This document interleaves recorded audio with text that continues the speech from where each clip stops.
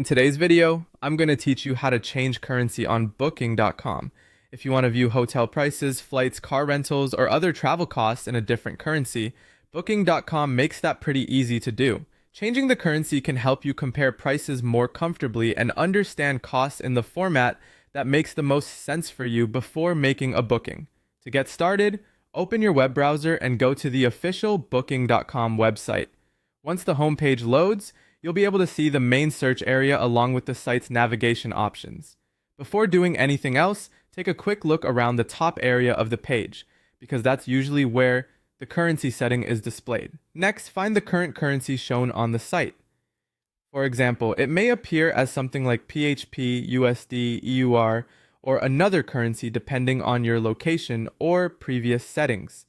Click on that current currency option to open the currency menu. This menu is where Booking.com lets you choose how prices are displayed across the website.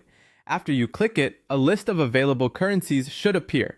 From here, simply select the currency you want to use. Once you click your preferred option, Booking.com will automatically update the prices shown on the site so they display in that currency instead. That's really all there is to it, but here's one thing to keep in mind. Changing the display currency helps you view estimated prices in a format you understand more easily, but the final amount charged can still depend on the property, payment provider, exchange rates, and any fees applied by your bank or card issuer.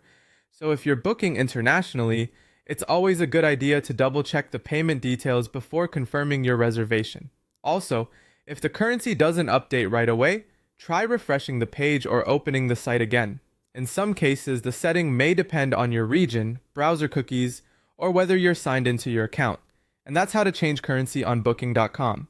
Once you know where the currency selector is, it only takes a few seconds to switch and make browsing much easier.